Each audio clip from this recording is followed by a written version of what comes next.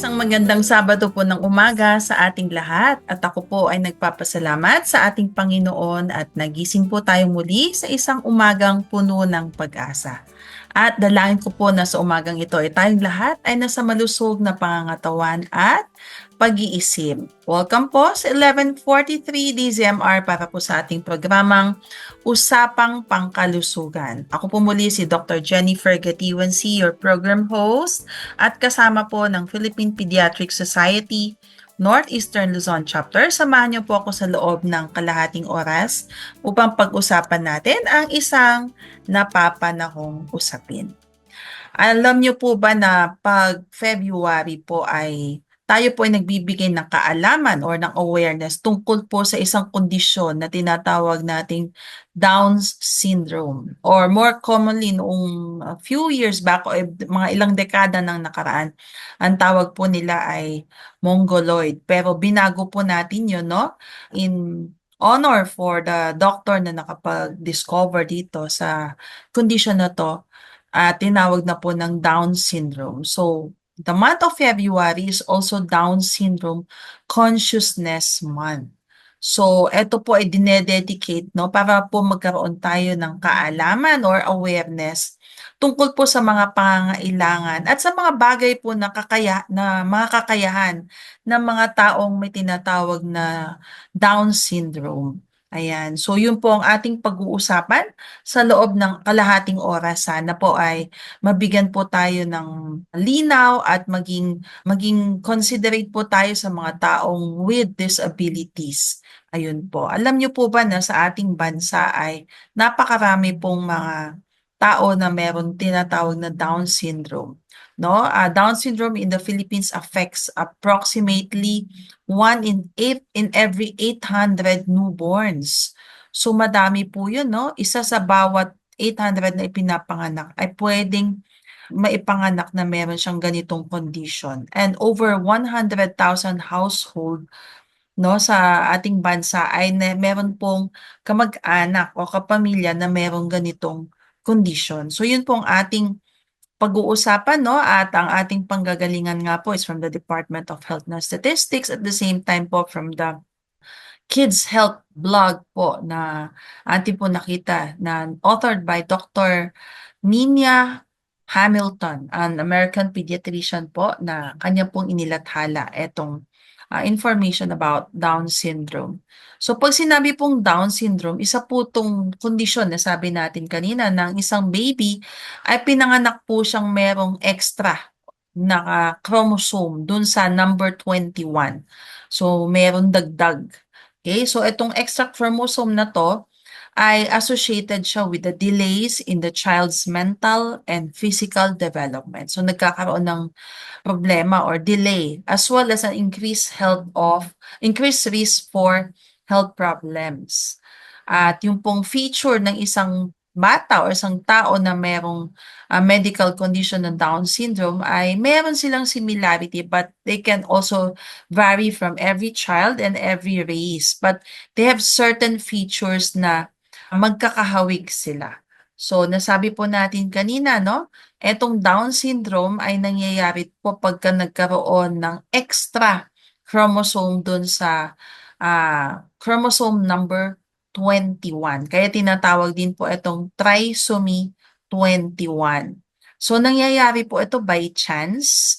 Hindi pa rin po talaga kayang iwasan ng siyensya. No? This cannot be prevented. And hindi din po kasalanan ng magulang kung sila ay matanda na. But mostly nga daw po is nakikita po with as a couple or as a parents mas may edad, mas mataas daw po yung mga incidents. Pero I've seen cases of patients na diagnosed with Down syndrome na ang kanilang magulang po ay in their early 20s.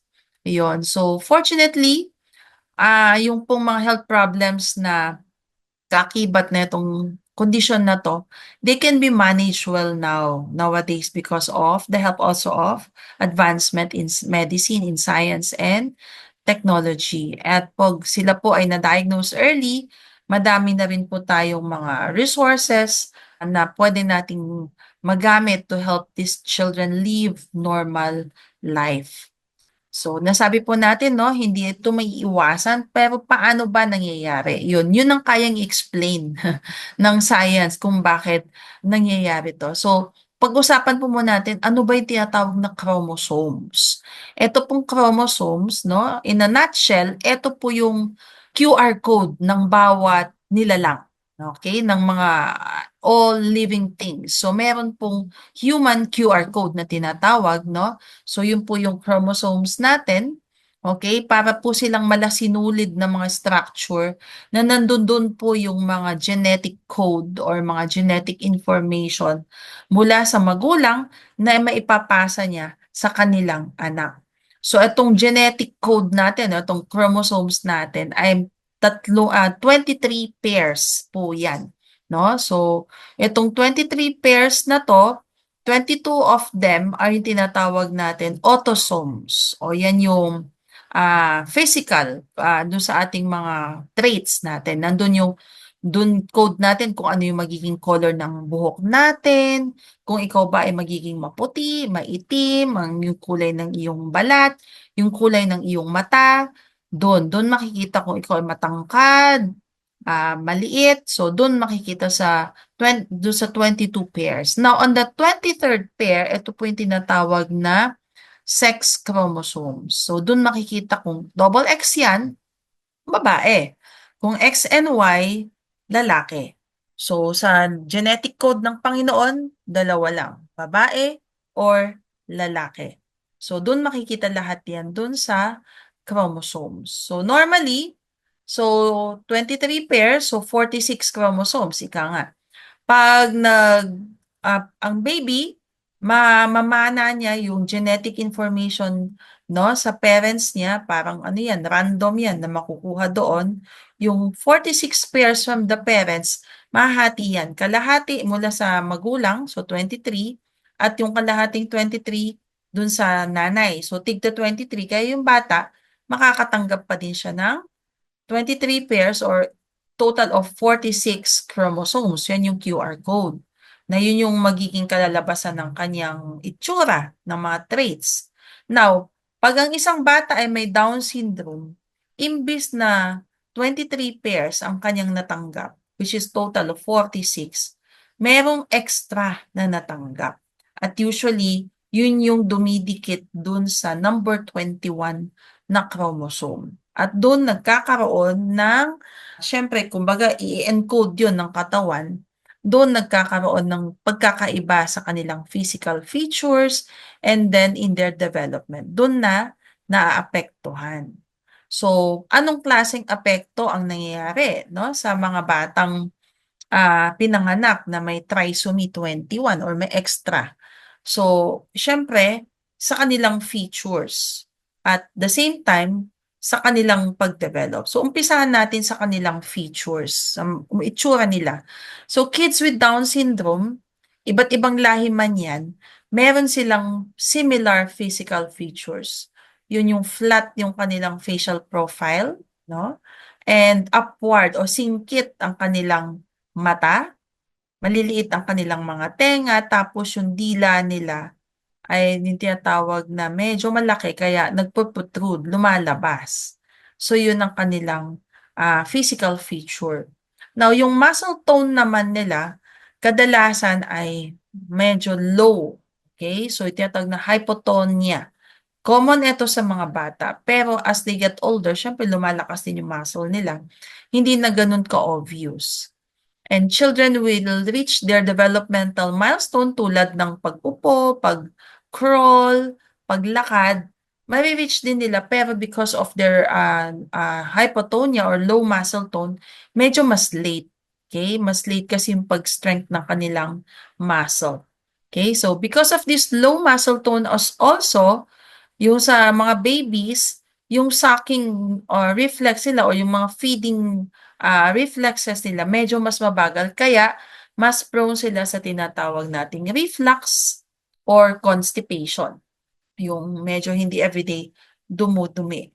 So at birth, babies with Down syndrome also are often smaller, mas maliliit sila kumpara sa mga regular na baby na walang Down syndrome. And aside from that, sa kanilang paglaki, mas mabagal ang kanilang paglaki. And in general, mas maliit sila sa ibang tao. Yun. So, toddlers and older children may also have delays in speech. Ayan, medyo delayed ang kanilang pananalita at yung kanilang self-care skills tulad ng sarili na silang kakain, yung pagdadamit and toilet training, medyo mas late din sila. Ayun. So, ganun ang mga taong may trisomy 21 or Down syndrome. No, pagpasok sa school, okay, Down syndrome affects kids' ability to learn in different ways. Iba-iba. Kumbaga sa normal, may fast learner, may slow learner. And most people with Down syndrome, meron silang mild to moderate intellectual disability. Yon. Pero kids can still learn and develop skills throughout their lives. No, they can reach their goals. Yun nga lang sa sarili nilang pace, okay? So, ganun din with a regular person, may sarili ka rin namang pace, pero makakarating din po sila.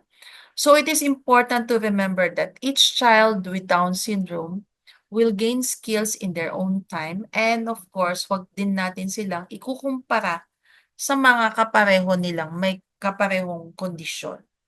Ayan, tulad din ng mga normal na tao, may kanya-kanya din silang timetable to reach yung kanilang developmental milestones. So, nasabi natin kanina, kids with Down syndrome have a wide range of abilities. At kung sila ay baby pa, no, there's technically no way to tell at birth, no, what they can do as they grow up. So it's still also up to the parents na pagpapalaki kung paano sila mapapalaki ng maayos.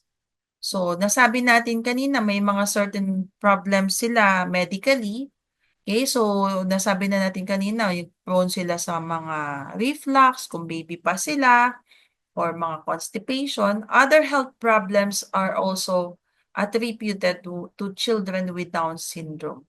So almost half of all children born with Down syndrome will have congenital heart defect. So may sakit din sila sa puso, but not all. Okay? So kung ang isang bata daw ay pinanganak at nasuspetsahan na ng doktor na may Down syndrome, mas maganda rin na ma-assess siya sa puso through the use of yung echocardiogram or 2D echo. Isa siyang special na ultrasound sa puso.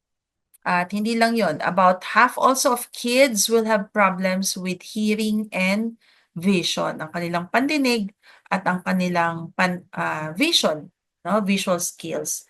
Yung daw pandinig or hearing loss can be related daw dun sa fluid built up sa kanilang inner ear, which is technically because of the structural problem ng kanilang tenga, medyo maliliit. Okay? Sa vision naman, vision problems commonly include strabismus o tinatawag na yung parang medyo nagbabalad dahil hindi daw sila sabay gumalaw. Or pwedeng nearsighted or farsighted and even cataract. So, kailangan regularly makita din sila ng ENT, okay, or an ophthalmologist sa kanilang visual problem. And other medical specialists that they need to see kung medyo na-detect dahil other problems na meron sa isang taong may Down syndrome are hypothyroidism. Okay, so kailangan ma-detect din yon. So buti na lang meron tayong newborn screening na din na na-detest. So mga intestinal problems, so kuminsan kailangan din nila ng gastroenterologist. Kung sila ay prone din sa seizures or epilepsy, andyan din ang neurologist. Sa kanilang malaking dila or macroglossia, pwede silang magkakaroon ng obstructive sleep apnea or asthma. So on board din ang pulmonologist. Yun. Aside from that, yung endocrinologist na do sa hypothyroidism, yung kanyang blood sugar or obesity. Prone kasi sa pagiging obese ang ang isang taong may Down syndrome. And of course, mga infections like ear infections and pneumonia. And there's a certain cancer na mas high risk po ang bata or taong may Down syndrome, yung pong childhood leukemia. So yan po yung dapat i-monitor sa isang batang may at pinanganak na may Down syndrome. Okay, so paano ba nada-diagnose ang isang bata or isang baby na nasa sinapupunan pa lang? Okay? So usually sa ibang bansa, ahead po nilang na-detect even before birth, no? Through some diagnostic test na tinatawag, screening and diagnostic test. Pero dito po sa ating bansa, ma-detect man po yon through technically screening dahil bihira pong ginagawa yung diagnostic test dahil medyo invasive po yon. Tsaka sa kultura po natin na pro-life tayong mga Pilipino, no? Kahit na malaman nating Down syndrome si baby, hindi natin tinitigil o hindi natin ina-abort, no? Dahil tao pa rin yan and with our belief that life should be preserved, hindi natin tina-terminate yung pregnancy. Okay? So, yun po, bihirang ginagawa yung mga certain procedures to detect kung ang isang buntis ay ang pinagbubuntis niyang bata ay may Down syndrome or wala. So usually, nadadiagnose na lang yan paglabas dahil dun sa features na nakita.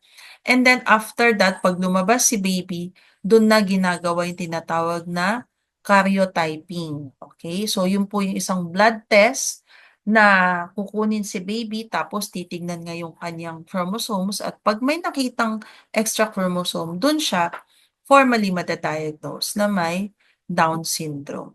So now, pag ang isang bata ay pinanganak with Down syndrome, usually yung mga magulang, sila yung una syempre at a loss, no? Clueless sila, paano to?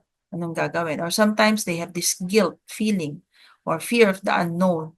So very important po na ma-counsel yung mga magulang na may mga anak na Down syndrome para matulungan po sila on how to deal with certain concerns lalo na sa health ng bata and of course sa kanilang future. Ayan. So many parents find that learning as much as they can about the condition will help ease their fears.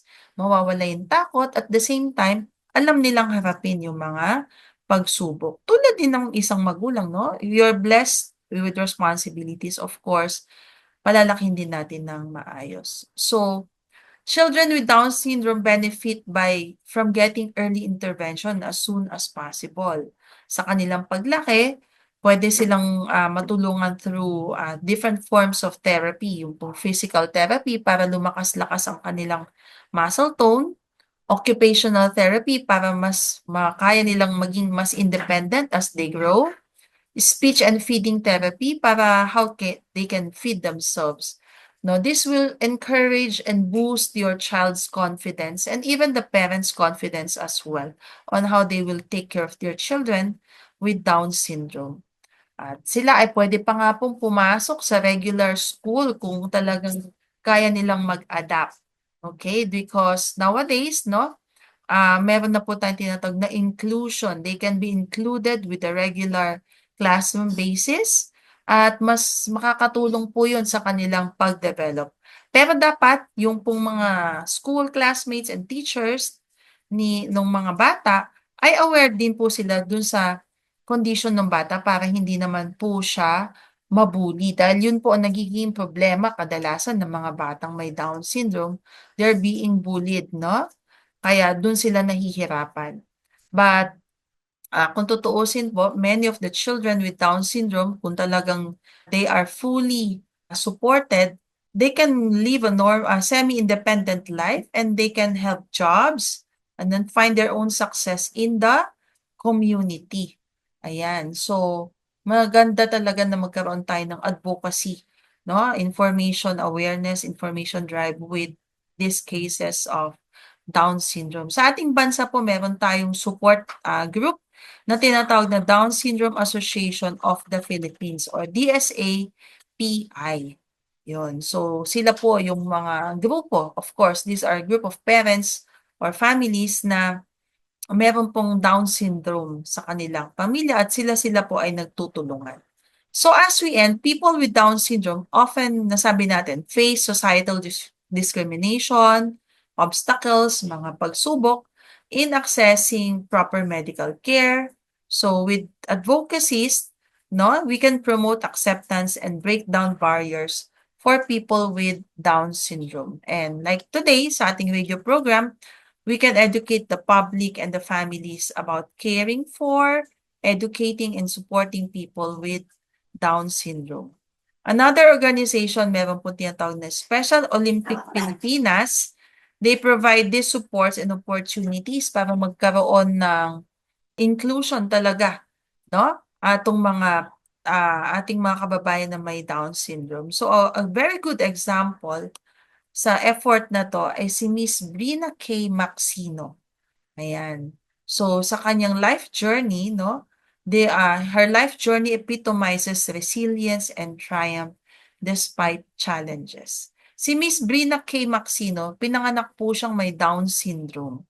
So nung pinanganak siya, sabi ng mga doktor sa magulang niya, pwedeng hindi siya magtagal dahil may sakit nga siya sa puso, nasabi natin kanina, because babies with Down syndrome, usually may sakit sila sa puso.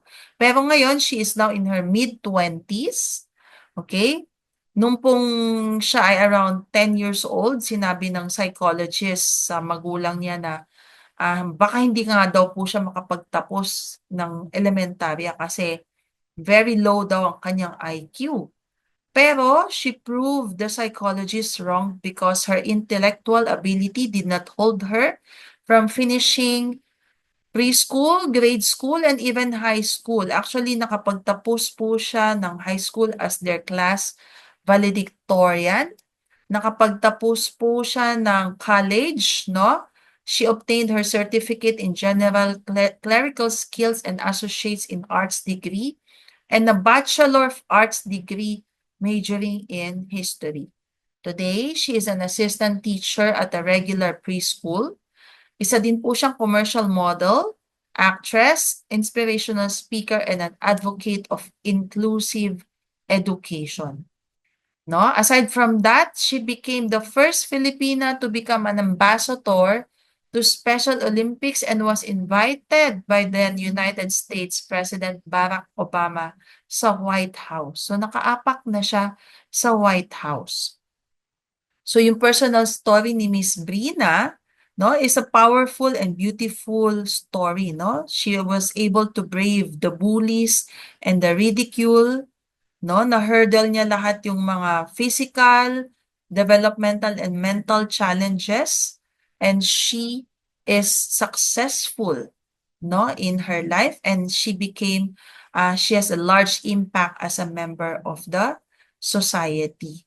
So yung kanyang storya ay advokasya, no, na ang mga taong pinanganak with Down syndrome ay wala pa ring imposible sa kanilang kinabukasan. Sabi nga niya, no, isa sa kanya sa speech, sabi niya, everyday people with intellectual disabilities suffer rejection and ridicule because others think we are not good enough.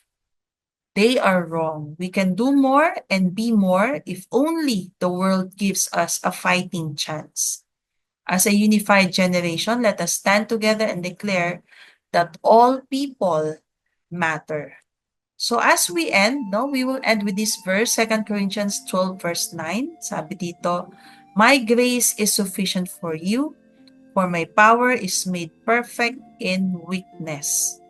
Yun, yung grasya ng Panginoon, tama lang, sobra-sobra pa nga daw yan dahil ang lakas niya ay mas nakikita pa, no, sa ating kahinaan.